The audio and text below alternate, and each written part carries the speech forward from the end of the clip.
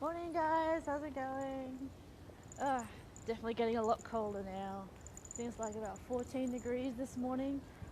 Anyways, so talk a little bit about nagging and reminding. Now there is a big difference between the two. Uh, and yeah, I'll admit, I've nagged. And nagging is not just the thing that women do, although it's frequently associated with women or females. Nagging is also done by men. And there's a difference, well, cars and stuff. There's a difference between nagging and reminding. Nagging, I don't know, to me, um, nagging is more about the person nagging, about, doing things on their time. Uh, Usually something that they want you to do because either they can't be bothered or they're just too lazy or just they feel like you should be doing it for some reason. And I'm like, well, why are you nagging us? Yeah, well, and I'm like, well, yeah, I could have done it, but that's not the point. They should be doing it. It's like, well, how about instead of you nagging, getting annoyed, them getting annoyed, like the person you're nagging, how about you just, I don't know, put on your panties and or shorts or whatever, and you just do it, like get it over and done with.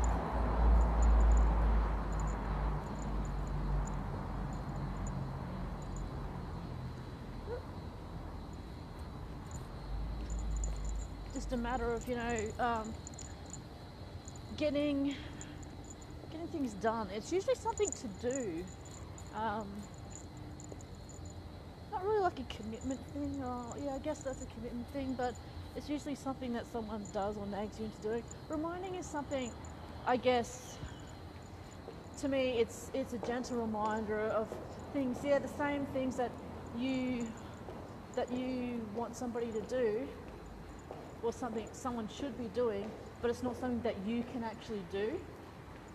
So, if it's something that I can actually do, um, plus I'm not harping on and on about it, and nagging in a timely manner, if there is such a thing as nagging in a timely manner, um, just reminding people or reminding someone that this is something you should be doing. So don't nag me. Well, I can't nag you because it's something that you've got to do.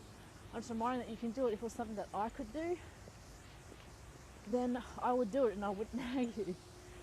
You know. Oh, awesome. Ducks. Good.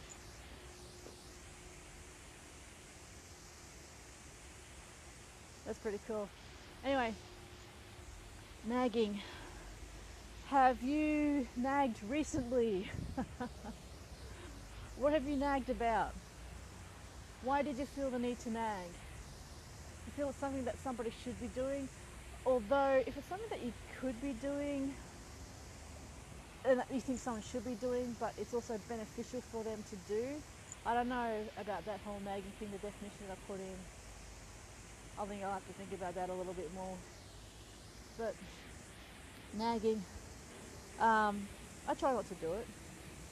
I try to just remind people, and when they say stop nagging, I say okay, well, I've left it at that. It's one of those timing things where you think, okay, do I keep reminding them? And what is my motivation in nagging? Is it to get it done?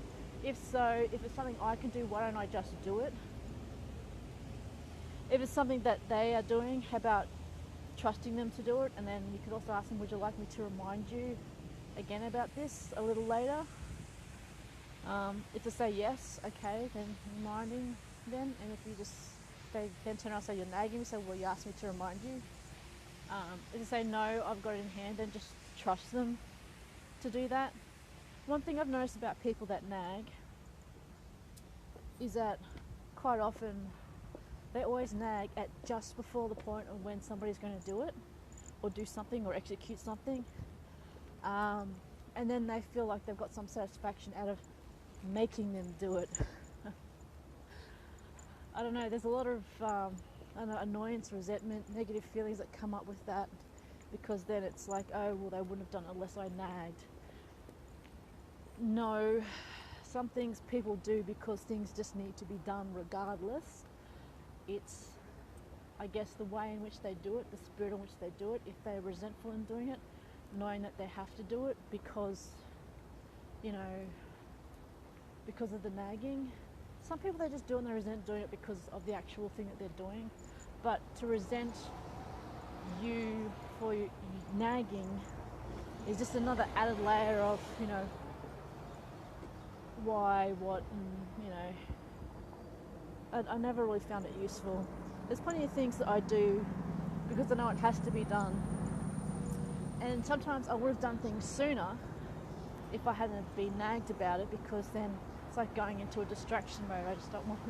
I don't want to hear about it. So, have you nagged? What have you nagged about? What was the point in your nagging? Could you have done it or done something and you could have said, okay, well look, you know, for whatever X, Y, Z, you're busy, you haven't gotten around to it, I will do it. I'll take you know, ownership of it and complete and or do such a thing.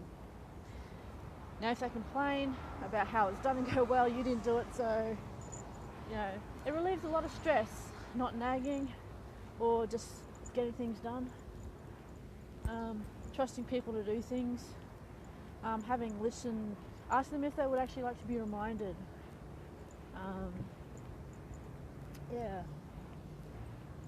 But then I guess there's some people where you just have to keep reminding them a lot because that's just the way they are. No matter what coping mechanisms you put up, they're kind of useless unless you actually use them.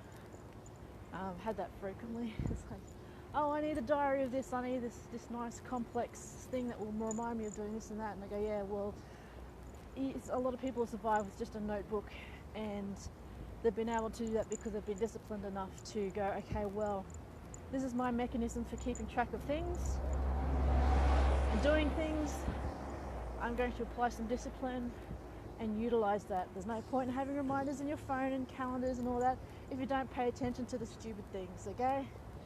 Anyway, Wednesday today, we'll be meeting some people. We're going to see an old Vincent Price movie called The Tingler, a part of a series of Beauty and the B grade going on at Goma. Free B grade, old black and white, some remastered colour ones like the Blob on at the Goma. Check out the Gallery of Modern Art website if you're in Brisbane for times. Tickets are free, so first in, best dressed, 4 seats, okay? Take in a movie that's free, and dinner, which may or may not be expensive depending on where you're going to eat, okay? See you guys, love ya.